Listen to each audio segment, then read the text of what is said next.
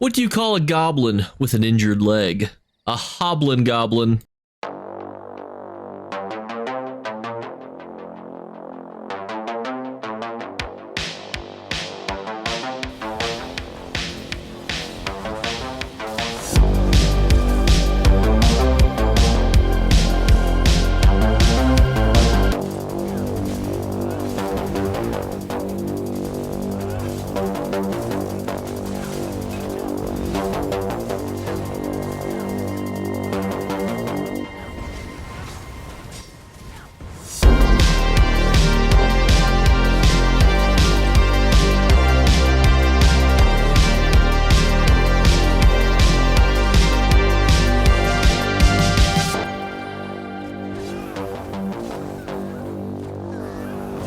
What's going on YouTube? Our first ever major build video in a long time, and we went with the Green Goblin because this build is exceptionally fun, extremely rewarding, and also a little bit greedy. And I thought to myself, what better build to showcase than one that gives you such fun clippable moments and gives you a lot of versatility in the skills that it uses. And just to warn you, this is a little bit greedy because we are going to be running a 2-piece monster set, a mythic 1-piece trainee, and 2 5-piece sets. So the greed is going to be a little bit big on this build, but you can see when you run things like Balorgs, you just get so much value when you use your ultimate. You're able to pop off very quickly.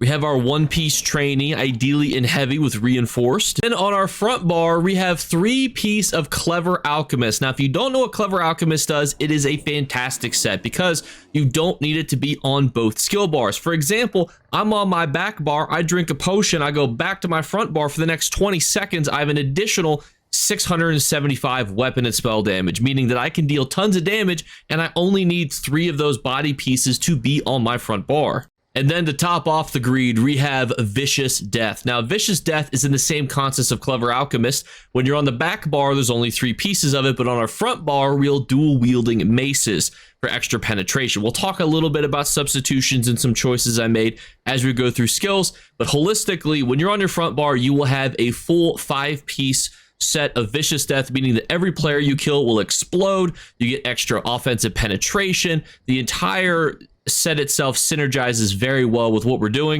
And then the Monomyth Reforged Mythic, which I notoriously was not a huge fan of, but I tested it out. It's good. And all of our jewelry is infused, giving us extra weapon and spell damage as well as a little bit of recovery to go with it. And as far as traits go, we are reinforced for all of our heavy armor pieces just to get extra value out of them, and then impenetrable for the other pieces. As far as our back bar, we are wearing defending, and then we have 1 piece sharpened on the front bar, 1 piece inert and hold. And here is our front bar. We start with Surprise Attack. Now, Surprise Attack already does amazing damage and applies the Sundered status effect, potentially setting an enemy off balance, and this attack will also be a guaranteed critical strike up to once every 3 seconds. So pretty baller, in my opinion. Resolving Vigor is just really convenient to have. We give ourselves minor resolve, which is just very helpful. We have Merciless Resolve, which as you use light and heavy attacks, you're going to be building up your weapon and spell damage. You also can then fire the Spectral Bow, dealing some burst damage and healing yourself back. Whirling Blades, launch yourself, spin around, deal some damage, and it deals more damage to enemies when they have less than 50% of their health. So that's always exceptionally helpful. And then Streak is basically just a free stun, a free get out of jail free card, and exceptionally good value for what it is. And Soul Tether is the AoE ultimate of choice because we go in, re-stun them, re-spin to win, re-hit some surprise attacks if we need to, we can hit a Merciless Resolve if we need to. It's just great value. In our back bar, we start with Siphoning Attacks. Now, I want to talk about Siphoning Attacks because I noticed that a lot of people only use this for the slotted ability because while slotted on either bar, your soul yearns for the warmth of life. All damage you deal heals you for some health, and you restore magicka and stamina. So you might think to yourself, okay, that's pretty cool. But if you actually use the ability, it does cost health, but it does give you back magicka and stamina, which is actually fantastic. A lot of people I've noticed don't like to use it because it costs health. But if you're in a situation where you're at full health and you've got like an AoE or, or an area over time heal, like Battle Vigor, Resolving Vigor, you're getting health back over time anyway, so you can use this to get back some of your resources. So don't be afraid to get that back. We also have Healing Contingency, which is just as another way to get us back some resources and health. We have a heal over time, a burst heal, as well as we give ourselves Minor Resolve. I don't have a lot of scripts on this character unlocked yet. Probably should give ourselves another buff, but we're getting a lot of buffs from other places. For example, Race Against Time is giving us Major Expedition and a Minor Force, which is huge because that's giving us a crit damage increase and a movement speed increase. Now, there is another morph to this that you could use that would cause those bonuses to be tripled in time, that being 12 seconds for Major Expedition and a full minute for Minor Force. But that also has a channel, and this one, activating this ability removes all the snares and immobilizations from you and grants you immunity for 3.3 seconds. So to me, that's my flavor preference, but everybody's able to pick whatever they wanted. Either one of them is a good option in my opinion. If you find yourself not liking to switch to your front bar, back bar a lot and activating, different bonuses to go back to your front bar to deal damage, it's certainly okay to switch that to the other one.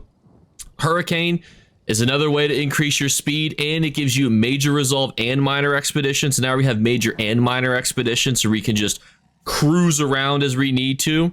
And we also deal AoE damage, which is always very helpful. We have Crit Surge, giving us Major Brutality and Sorcery, which is a 20% damage increase for 33 seconds, and dealing critical damage, which, as we talked about on the front bar, we already have a lot of ways to do guaranteed crit damage, is also going to heal us. And back bar is going to be flavorful. I just have Temporal Guard because having it on there gives me minor protection over time, which is just decent value to have. And so conceptually, we are a Nightblade with 2 skill lines of Nightblade and then 1 of Sorcerer. And you can kind of see what our goal is here. We're getting lots of crit by gaining Major and Minor Force, because you have to remember too, we are also stacking all of the buffs that we were using from our Monomyth Reforged. So that's giving us Major Force, Minor Berserk, and Minor Vulnerability on the front bar, which that is a little bit of a negative. That's the drawback. And our back bar, we're getting Major Protection, Minor Vitality with Minor Timidity as the drawback. But we're also able to then stack, as we talked about. We are getting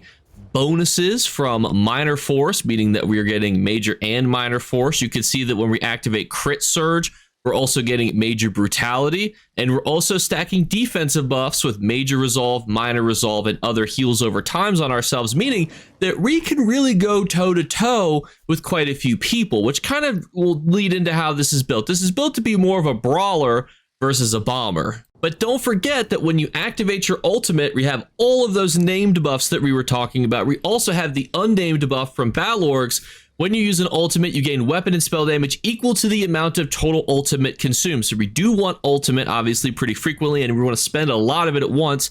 That'll give us physical and spell penetration equal to 23 times the amount spent for 12 seconds. So that is a good way to continue to burst in addition to all of the buffs that we can give ourselves by being on our front bar. And don't forget too, we also have the unnamed buff from Clever Alchemist. Just by drinking a potion on our back bar, coming back to our front bar, we're giving ourselves 675 weapon and spell damage, which is very synergistic with what we want to do. Just remember that this does require you to be in combat, so don't be in a battleground or in a Cyrodiil.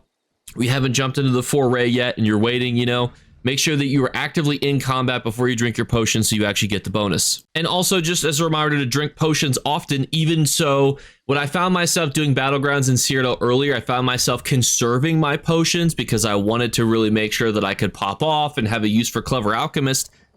Don't forget that every time we drink a potion, you're gaining 30 ultimate. So continue to pop and drink potions, even if they're tri-stat potions, consistently, just because it's going to give you good value, and then you can use it to pop off once all of your other resources are ready. But oftentimes you don't need all of your buffs to fire at the same time because your tool belt is ridiculously large when you have options. You have speed options, you have defensive options, you have offensive options. Your tool belt for this brawler is pretty big. Quick reason as to why we went with a dual wield: because it deals more damage to enemies below 25% health, increases the damage offhand weapons, reduce the stamina cost. That's actually pretty important. We'll talk about that momentarily. We also give 15% damage bonus when enemies attacked are stunned, immobilized, or silenced. that's going to be pretty frequent. A 15% damage bonus is going to be pretty good over time. And then went with maces for offensive penetrations. If you wanted to get greedy, you certainly could go with something different like swords or daggers. But generally, you do need to have a decent amount of penetration to kill players that are built decently. And then back bar, we went with an ice staff. Some people might think a resto staff, but personally, in testing, ice staffs was the better back bar. You do ideally want to have the Fighters Guild, Mages Guild, Psijic Order, and Undaunted passives unlocked. It's not the end of the world if you're like me and you haven't fully leveled this character yet, but obviously generating ultimate when you kill an enemy is very helpful. Getting all these Mages Guild bonuses because you're using the scribing skill is just generally very helpful, not essential. And Undaunted, obviously, if you can get it, you want to have Undaunted Metal as well as Undaunted Command, just because it's giving you free value when you're in combat. If you have the extra skill points, also throw them into Assault, but then it comes down to race. So I landed on the Imperial because of the health, stamina, and reduce the cost of your abilities. We're using Magicka abilities, stamina abilities, and health abilities too. So being able to reduce the cost of all those things is very helpful, but there's a great argument in testing when if you were to be a Khajiit, because Khajiits deal extra critical damage, and we're already getting guaranteed critical hits, and we have the ability to get major and minor force pretty consistently. So there's a good argument that being a Khajiit could give you more burst damage, and Khajiits give you a little bit of Magicka health and Stam. So Khajiit or Imperial are probably the two races that I would go between. Bretons are also extremely popular for PvP right now because of their resources as well. But to me, Imperial is the way to go when it comes to building this in a way that's Brawler-esque without leaning too much into the glass cannonness of throwing yourself into a group of people and spamming abilities and hoping for the best. Which also bleeds into the Mundus choice. For example, do you want to be in a situation where you're using like the Shadow, just giving you tons of extra crit damage? I found myself enjoying the Shadow the most, but really there's no wrong answer. You could find yourself giving yourself more penetration, more weapon and spell damage. Because we're getting ourselves pretty consistent guaranteed crits, I don't mind running the Shadow even though our actual crit chance is not the highest. Especially if you're like me and you really like to experiment with potions, Essence of Weapon crit will also give you more value to your Shadow because you're just dealing critical damage more often. It's also giving you health and stamina back as well as recovery. And then you can see we go for a pretty bad crit chance all the way up to 39%, which is not, the highest it could be, but we also have the ability to deal guaranteed crits, which is always important to remember. And we also deal damage very quickly and pretty consistently on this character. But definitely some alternatives would be Tri-Stat potions or Heroism potions. Neither one of those are bad options by any stretch of the imagination. Both of them will give you great value when it comes to getting a bunch of resources, including using your ultimate more often or just getting all three of your stats back. And for the food, we went with the Orzhov smoked bear haunch. I mean, it is expensive, yes, but the amount of resources that it's giving you and recoveries is absolutely insane. And because we're using pretty much all of the resources pretty consistently, this is one that you ideally want to run, even though it does require a perfect row to craft, and because of that is more expensive. But if you're balling on a budget, nothing wrong with Bewitched Sugar Skulls. Significantly cheaper, as you can see. The TC average is basically it's 10% of the total cost of a smoked bear haunch. No shame in running a different buff food if you have to. And so let's talk about pros and cons. And also, is it convenient? Is it powerful? Is it easily acquirable? Well, the power of this thing is pretty good. Its ability to pop off, its ability to give you so many different swaths of different buffs and things that normally one player wouldn't have access to unless you were running with a group of players is fantastic. Its ability to 1vx people because of Vicious Death is also exceptionally notable, and its ability to deal damage with burst is fantastic. But also don't shirk off its recoveries. Its ability to keep slinging resources, especially if you go more of the Imperial route, makes it definitely able to just keep slinging spells. Or if you go the Khajiit route, you're getting extra crit value. Now, when it comes to acquirability, Vicious Death is purchasable, Clever Alchemist is craftable, Balorgs is certainly not the easiest monster set to go and get, but it's been recommended through so many different golden vendor videos that I hope that you purchased it at this point.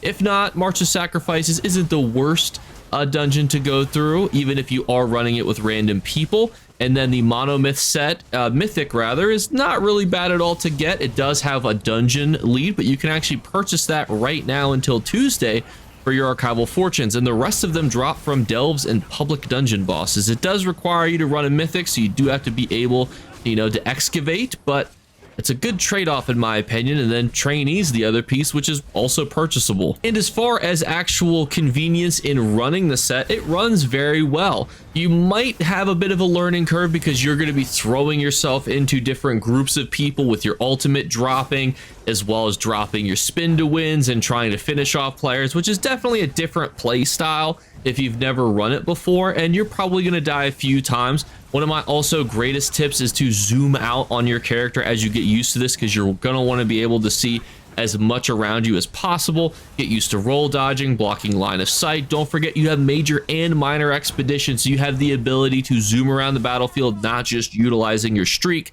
which will start to cost you tons of magicka if you spam it too often, because we are more of a stamina based character. So keep that in mind, but you can always switch your attributes around for your actual attribute table. If you think you need more magicka, you certainly can, because we triglyphed everything. You certainly can switch it to being a little more magicka heavy, but personally for me, I think it's definitely more value by running it the way that we have it built. And just do remember too that you never want to be at 0 stamina. Even if you're about to kill somebody, I would siphon, give yourself a little bit of stamina back, do some, you know, weaving, get some heavy attacks in if you can. Try to get your resources back, because if you get knocked down and you have no stamina to get back up, even though you've got crazy stamina recovery, you are going to be finding yourself in a situation where you're going to be respawning. We'll also be converting this video into a web article on ESOhelper.com, so you're able to ask FAQs here on this video, and obviously you can always message me too, but I'll be putting them on the website ESOhelper.com.